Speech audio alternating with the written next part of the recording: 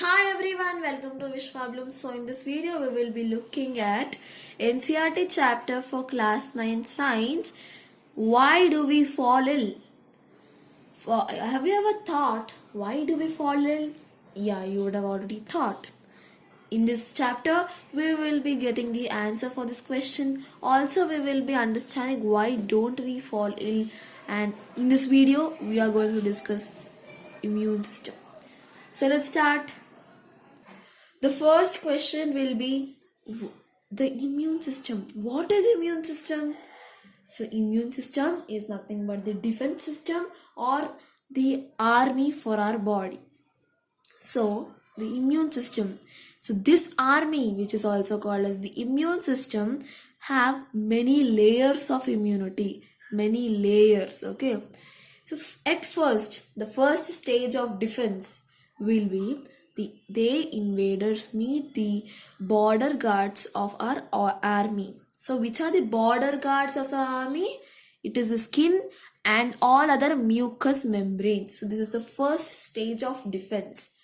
So skin, as we all know, skin is occupied by holding all the organs and organ system inside. You can see here, and skin was actually mainly created for defense purposes only. Okay, so now why it is so suitable for defense? Because it is hard to penetrate. If any bacteria is trying to enter through skin, it is very hard to penetrate, and it is oily and it is acidic, which really doesn't allow any kind of bacteria to enter into it. And also note that skin is made up of keratin. Now let's talk about mucous membrane. Okay, so mucous membrane, the nose slits and eyelids and respiratory tract, they produce mucus. So what is mucus now? Mucus is a viscous fluid which traps foreign particles and helps to push them outside the body. Now let's take an example to understand what is mucus. So sometimes when some dust comes in, you sneeze. This is because your immune system is trying to shoot them out there. It's trying to remove them. That's why you sneeze. So next we shall discuss about the inflammatory response. If these microbes pass the initial line of defense, you see a response called inflammatory response. Suppose it is passing through the skin or mucous membrane, so it can't pass through them, right? But here our nose slits, eyelids and mouth is always open, so it may pass through these. So that time what happens is you find some inflammatory response. So there are two types of responses in that. One will be local response, other will be general response.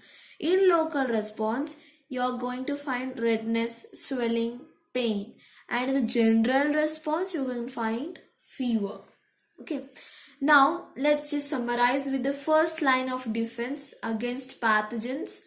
It is cilia, saliva, skin, mucus. Okay, now next topic is about types of white blood corpuscles or WBCs. Now, white blood cells are the cells of immune system. So these play a vital role in the immune system that help in defending our body against diseases. So in this defending army, most of them are WBCs only. Based on the presence and absence of granules, WBCs are classified as granulocytes and non-granulocytes. So what are granulocytes? Granulocytes are WBCs that appear to have stained granules when they are observed under a microscope. Under this, first will be neutrophils. Neutrophils defend against bacterial and fungal infections along with a few inflammatory processes. Basophils. Basophils are chiefly responsible for short-term inflammatory response like allergies. Next, looking at eosinophils. Eosinophils primarily deal with parasitic infections and also play a predominant roles as inflammatory cells in allergic reactions. Next, agranulocytes. Members of this group are also called as mononuclear leukocytes. They have a characteristic single round nucleus in the cells. So under granulocytes, there are two: lymphocytes and monocytes. Lymphocytes are of three main types. B lymphocytes produce antibodies. T lymphocytes participate in active immune response. NK, natural killer cells, are cells that are involved in killing virus infected and tumor cells. Now, monocytes. Monocytes are the largest of the WBCs. They transform into macrophages and dendritic cells, which are involved in cleaning up the debris and dead cells as well as killing foreign organisms like bacteria and fungi. So this is the classification of WBCs. Now let's look at the next part. Now let's talk about the army. So most of the army in our body comprises of WBCs or leukocytes. So these WBCs and leukocytes are already being studied in the cell chapter. Now WBCs can move anywhere in the body, except brain and spinal cord. Next, we shall discuss about a process which is called as phagocytosis. The process by which WBCs such as neutrophil engulf pathogens and kill them is said to be phagocytosis. Okay, so this process in what it does is, like neutrophil one WBC, it will engulf the pathogens. That process is said to be phagocytosis. So the different types of WBCs are neutrophil, macrophage, natural killer cell, which is also called as NK, dendritic cell. First, we shall discuss about the neutrophil. So as discussed before phagocytosis, neutrophil engulf the invaders by the process of phagocytosis, and later they die by themselves after engulfing the invaders. Next, we'll see the macrophage. Macrophages, they banish the invaders, and they are just like guns. They act like in-house eliminators by killing of our own body cells if there is something wrong. If something is abnormal in our body, they just shoot them off. So these macrophages, they can also attack on cancer cells, which is very much important.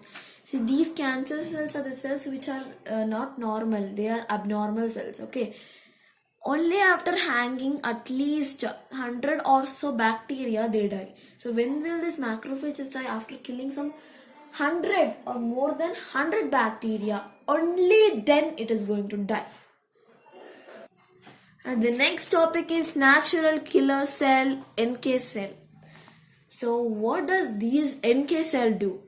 They go around like troops in our body. Whenever they are going to attack, they go in troops, in a group. And it also takes out the cell which is not normal or abnormal. So how does it kill the pathogen or any cell which is abnormal?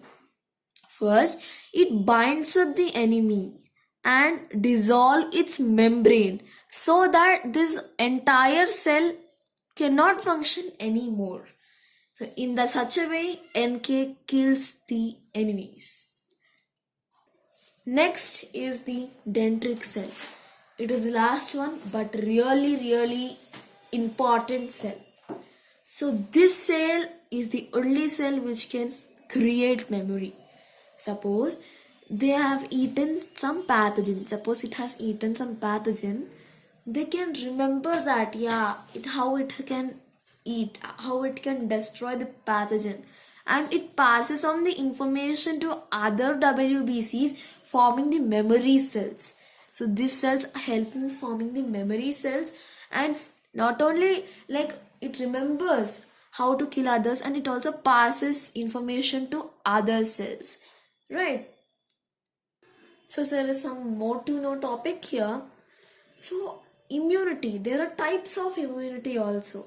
So first one is innate immunity, and other one is acquired immunity. So these two are also parts of immunity. So let's learn them too. So innate immunity is an inborn immunity. So that immunity is carried by birth. Okay.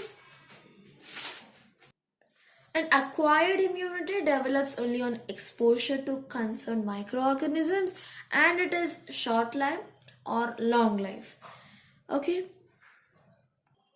So that's all for this immunity part, immune system. So thanks for watching our video. Do like, share and subscribe to Wish Problems. So meet you all in upcoming parts. Subscribe to Wish Problems.